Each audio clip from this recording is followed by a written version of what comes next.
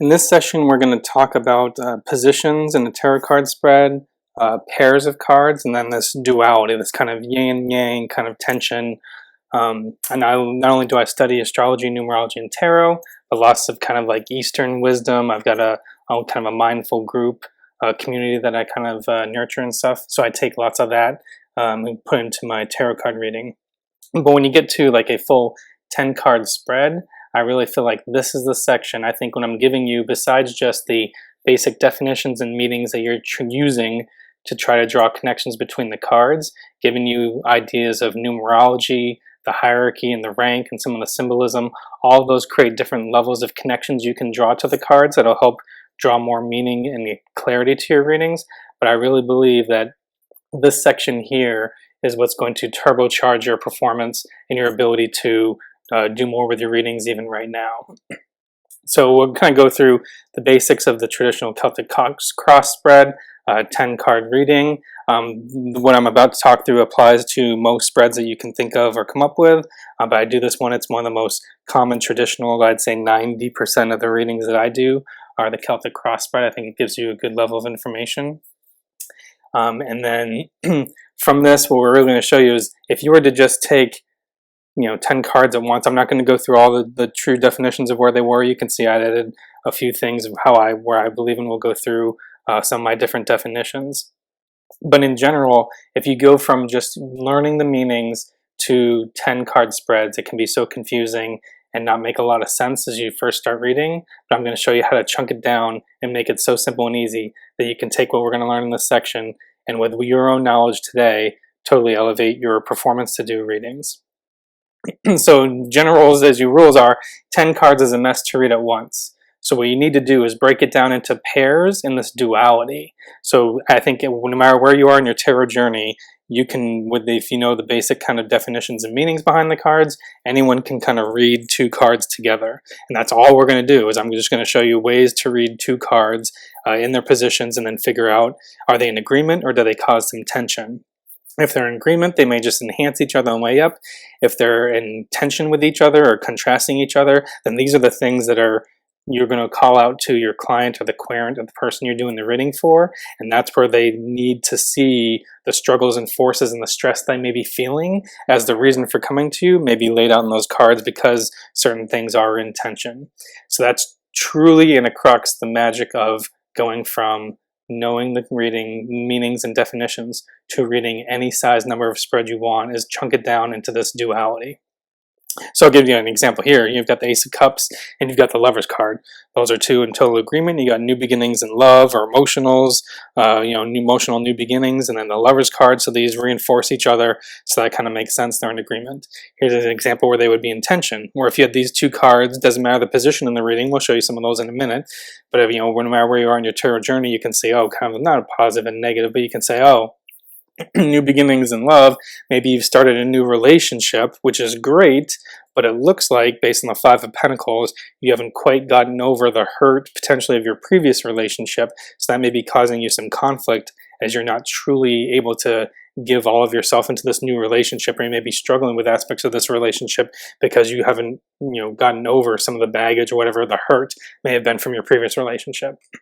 So now you can see in any situation, if you take the two cards and kind of figure out, are they in agreement or are they in tension with each other? And then how does this work throughout the rest of the reading? That is really all we're going to do to make a very complicated 10 card spread reading very simple and very easy for you to do and go through. And once you get the hang of this and do this several times, it'll become like secondhand nature, and then non-obvious connections between cards will get so much easier. So let's go through traditional Celtic cross spread, and you can see some of the differences here. So let's just take the first two cards, which is, I would say the current situation or the reason at hand why you're here, and then the card number 2 that's acting upon it, the help or the hindrance, whatever the case may be, the barrier or obstacle, whatever it might be. So now we are, as of this moment, and this is how I do my readings, almost in this exact order, I'm ignoring all the other cards for right now, and all my intention is just on these first two cards in the reading. And let's say these are the cards you get. You get the Two of Wands, and you get the Nine of Swords. The Two of Wands may tell you, oh, you have a choice to make. So in your mind, there may be an obvious choice to make. I got two options, two opportunities, whatever the case may be, and I need to make a choice. However, the Nine of Swords tells you that having the struggle to make this choice is keeping you up at night, and maybe you're not able to move past it until you don't know the decision you need to make, or you won't be able to feel better until you actually make this decision and kind of break off that other path that's kind of dragging you, keeping you up at night, right? So this is just simple. We've ignored all the other cards in the deck. We've just laser focused on these first two. And we look at them. Are they in agreement? Are they in tension with each other? And how does that work? And I truly believe any of you, wherever you are in your reading, can do a 2-card spread. And that's all we're going to do is break it up in this kind of pattern. So now, once you do that, these 2 cards are often and always, kind of with each other. So the next 2 would be as the before the situation and after the situation. In this case, the number 4 and the number 6 in this spread. What is the past, or what is the card leading up to this current situation? And what is the near future or the possible future coming out of this situation? So once you deal with the duality of the first and second cards, now you look at the duality of the past and the future cards. So let's give some examples through those as well. So let's say, again, you've got, in the past, you have the 5 of Pentacles. So you had previously some kind of short-term loss or hurt in money, financial health, or some kind of setback, right? So you're coming from a past where you had some kind of setback, ignoring the first 2 cards, it has some impact on your current situation, but now come in the recent future, let's say it was a loss of money, something didn't work out business-wise or whatever the case may be, but the future is in the Knight of Pentacles, some new opportunities are coming to you. So as we do some of these, I've picked either some more harder ones or some non-obvious connections or things that get more complicated so you can see how you can make those connections. So in the past, I had some kind of setback. In the future, though, I have some optimism or some new opportunities coming. So even though you may have a setback, you've got opportunities coming. So you can see those are kind of, I wouldn't say an agreement, but you have a path, a trajectory, it's building. You are moving away from the hurt or the setback that you had before. So that's a positive progression for the individual. I'll give you another example. One may, here's a more non-obvious one, because sometimes it's hard to make these same kind of duality and connections with major arcana cards that pop in. So in the past, you have the 8 of Wands. The 8 of Wands means things have been busy, hectic. Maybe you've been traveling a whole lot. So before the situation, I don't even know what the situation is, whether the first and second cards deal with a breakup or whatever they're here for, but ignore those. Ignore everything else in the world right now. In the past, before this, you've been busy traveling around, maybe physically moving or just being busy with your time away from home. And now in the future, the energy that's coming to you is going to be like, now is a time to not be busy, not travel around, stay at home, do some self-work, some self-care, introspection, reflection, kind of look at yourself. So that's how you kind of get that duality between those of being super busy to now a time to be still and search within. So you can see that kind of duality here between the past and the future. So you have the duality of the cards. Are they in agreement or are they in tension? And then the positions that they in, does that cause a natural agreement or tension? In this case, past and the future. Now let's look at the next 2. So one of these they would say is, of the 3 would be below, which is the subconscious influence on the situation. And I call it the outward expression. So in this case, I always say the outward expression is what everyone should see around you, and the subconscious is what's going on below the surface that people may not know about. So not only do you have the before and the after in time, but you have above and below the situation in just true energy. So in this case, here's the duality. The outward expression is the sun. So on the surface, everything looks hunky-dory, super happy, life couldn't be better, right? You're riding a horse, you got the red victory flag, the sun is shining, flowers are growing, everything looks amazing. So those around you who see you and know you should see this, and they should see that on the outside surface, everything looks great. But underneath, what people may not know is whatever's going on in the situation in the 1 and 2 cards, which I don't even care about right now. Below the situation is the 9 of Swords, something's keeping you up at night. So that is a tension, a duality that you would need to take to the individual, to the client, and say, oh, it looks like on the outside, you are either portraying or pretending that everything's okay, or people see things as being okay. Maybe things look like they're growing great for your business, your relationship, your family, but below the surface, what people don't know is that something is keeping you up at night, and maybe we need to dig deeper into that to give you the insight that you need to move forward in the situation. So you can see that we're just taking 2 cards, dualities, and seeing what happens. I'll do another example. So this one's commonly that kind of comes up, and I like to put in some of the court cards. I'll do a whole section on the court cards because those can be kind of tricky to read, and I've got a way that I do them that really works for me. But in this case, it would say is the outward expression on the outside right now is the Page of Swords. Page of Swords talks about the land, so it's a fertile environment. So the environment around you is perfect for communication. So whether that's a relationship or a business, the environment is, you're going to be in proximity, so the environment is great to either have the conversation you need to have, get something off your chest, say what you need to say, whatever the case may be. The Page of Swords is telling you the environment is perfect for you to do that. This is your opportunity. However, the subconscious influence, which is the Eight of Swords, this is the damned if you do, damned if you don't card, which basically says you're hesitating. So it's saying, you may know what you want to say, but the short-term pain it may cause you is causing you to hesitate from actually doing it. So now this creates this kind of tension. The opportunity is there.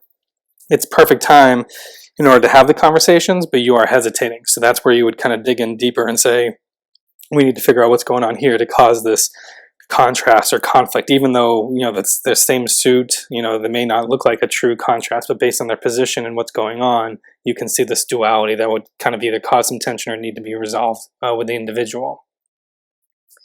Next is you get to like you, yourself, and then your environment. That's another duality. So you, yourself right now, and then what's going on in your environment. So your environment is your friends, your family, even your home surroundings versus you. So you versus your environment, that can cause lots of tension. That's a duality we should look at. So in this case, I chose some examples that could be tricky as well. So you right now is the hermit. So you want to stay home. You want to just work on yourself and do your self-care, wherever the case may be. Search for your own inner wisdom. But the environment around you is the Three of Cups, which means your friends want you to be social. They want you to come out to happy hour. They want to socialize with you so you can exchange that energy from each other, right? So that could cause a conflict for you. Say, oh, I have the most, if it's, let's say it's a breakup, right? I have all the most super supportive friends in the world. They're all there for me. They all want to help me and support me through this tough time. But for some reason, I just don't feel like I'm accepting that help. I feel like I should just stay home, covering, go under the blankets, or dig deep into a book, or listen to sad music, whatever the case it is that you want to do to help you search within. That can cause some tension for the individual, and this is a duality that we would need to explore further deeper in the reading, if that makes sense. I'll give you another example here. Someone maybe is, you right now is the Two of Wands, so you know that there's a choice that needs to be made. However, your environment, which may be your friends or family, you should say, oh, I know I need to make a choice, call it between dating person A or dating person B, and I feel like I'm ready to make that decision.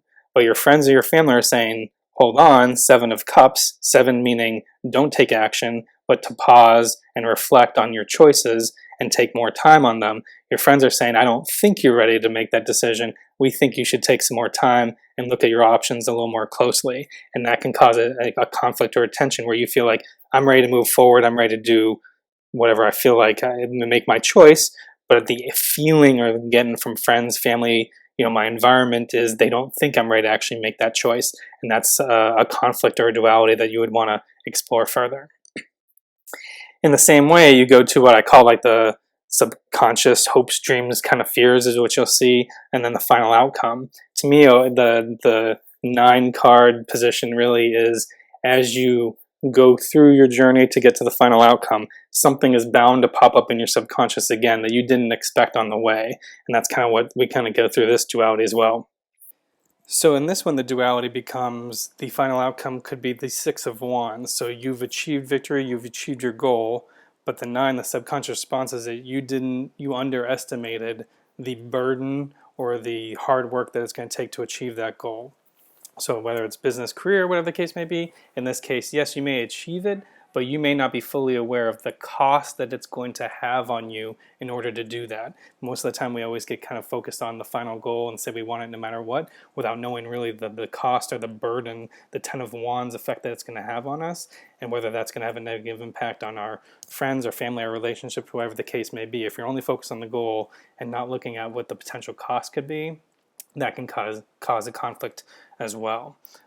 So that's a kind of example between those. So once you do those, then the next ones, which may be a little more non-obvious as well, is there's a duality between the final outcome and then the near future, right? Because if those are in agreement or in conflict, you may say, well, your future is heading towards such and such positive emotion, but the final outcome may be not what you expected, or maybe you need to revisit your goal because it's maybe not what you want. So that can kind of cause a duality, as well as your two subconscious ones, right? So you take the subconscious inner influence, as well as the subconscious hopes, dreams, or fears before the final goal, and you can kind of see any tensions or duality between those two.